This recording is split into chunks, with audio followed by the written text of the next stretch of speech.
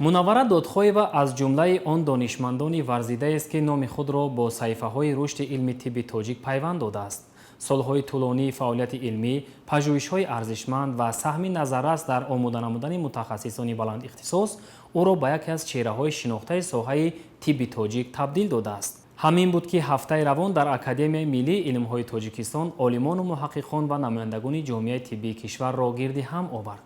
зеро дастовардҳои илмии ӯ на танҳо дар пешрафти соҳаи тандурустӣ, балки дар ташаккули мактаби муосири илмии тибби Тоҷикистон нақши муассир гузоштааст.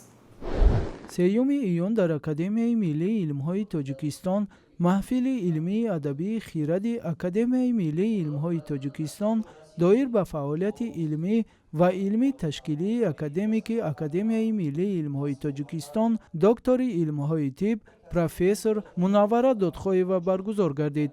Додхоева Мунаввара Файзуллоевна аз зумраи олимони маъруфи кишвар буда ба фаъолияти пурсамари илмӣ, омӯзгорӣ ва ташкилии худ дар рушди илми тиб, тайёр намудани кадрҳои баландихтисос ва таҳкими мактаби илмии тоҷик саҳми назаррас гузоштааст. зикр гардид ки Мунаввара Додхоева аз ҷумлаи олимоне маҳсуб мешавад ки бо заҳмати шабонарӯзӣ, иродаи қавӣ ва садоқат ба касбу ватан мактаби муосири илмии акушерӣ ва гинекологияи тоҷикро бунёд гузоштааст. роҳи зиндагӣ ва фаъолияти ӯ намунаи равшани пайванди илм, инсонгароӣ ва хидмат ба ҷомеа мебошад. таъкид гардид ки академик Мунаввара Додхоева дар тӯли фаъолияти чандинсолаи худ садҳо мақолаҳои илмӣ, дастурҳои таълимӣ ва корҳои таҳқиқотиро ба нашр расонида, дар ташаккули мактаби илмии миллӣ саҳми назаррас гузоштааст. бо роҳбарии ӯ даҳон номзадону докторони илм омода гардида, имрӯз дар муассисаҳои илмӣ ва тандурустии ҷумҳурӣ фаъолияти пурсамар доранд. хизматҳои академик Мунаввара Додхоева танҳо бо фаъолияти омӯзгорӣ ва табобатӣ маҳдуд намешаванд. ӯ бунёдгузори мактаби мустақили илмӣ дар соҳаи акушерӣ ва гинекологияи Тоҷикистон мебошад. зери роҳбарии ӯ даҳо рисолаҳои номзадӣ ва докторӣ ҳимоя гардида, садҳо мутахассисони баландихтисос тарбия ёфтаанд. имрӯз шогирдони ӯ дар муассисаҳои бонуфузи Тоҷикистон ва хориҷ аз кишвар фаъолият намуда, номи мактаби илмии устодро бо ифтихор идома медиҳанд. зикр гардид ки мавқеи ӯ дар ҷомеаи илмӣ хеле баланд аст. ӯ муаллифи зиёда аз 450 мақолаи илмӣ, монографияҳо, китобҳои дарсӣ ва дастурҳои методӣ мебошад.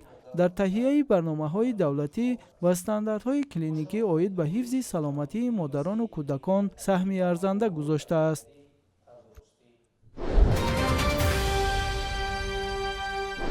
конфронси байналмилалии илмию назариявӣ таҳти унвони саҳми профессор Бадриддин Мақсудзода дар таҳқиқи адабиёти асрҳои 13 ва 14 тоҷику форс ва нашри осори асримиёнагӣ олимону донишмандон ва алоқамандони соҳаро дар Донишгоҳи Миллии Тоҷикистон ба ҳам овард.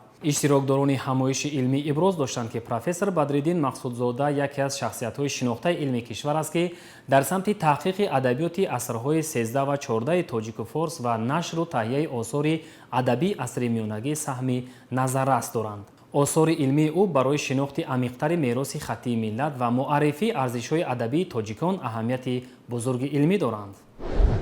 дар ҳамоиш олимон, муҳаққиқон, омӯзгорон ва донишҷӯён иштирок намуда аз фаъолияти чандинсолаи илмии профессор Бадриддин Мақсудзода барои омӯзиши амиқи адабиёти асрҳои 13 ва 14 ва муаррифии мероси гаронбаҳои фарҳангии тоҷикон ки аҳамияти бузург дорад ибрози назар карданд. зикр шуд ки профессор Бадриддин Мақсудзода муаллифи монография, дастур ва барномаҳои зиёди таълимӣ мебошад. мақолаҳои илмӣ, таҳқиқотӣ ва илмии оммавии ӯ дар дохил ва хориҷи мамлакат ба забонҳои тоҷикӣ, форсӣ, дарӣ, русӣ ва англисӣ ба таб расидаанд. ӯ дар байни донишмандони соҳаи филология ба ҳайси муҳаққиқи дақиқназару пуркор шинохта шудааст. дар тайёр кардани кадрҳои илмии филологӣ саҳми арзанда дорад. мавсуф бо шабакаҳои телевизионӣ ва радиои Тоҷикистон низ ҳамкории хуб ба роҳ монда дар тарғиби донишҳои адабӣ саҳми назаррас мегузорад. дар конфронси мазкур оид ба масъалаҳои матнишиносӣ, таҳқиқи сарчашмаҳои адабӣ, таҳияи нашрҳои илмӣ ва нақши осори асримиёнагӣ дар рушди фарҳанги миллӣ маърузаҳо пешниҳод шудаанд.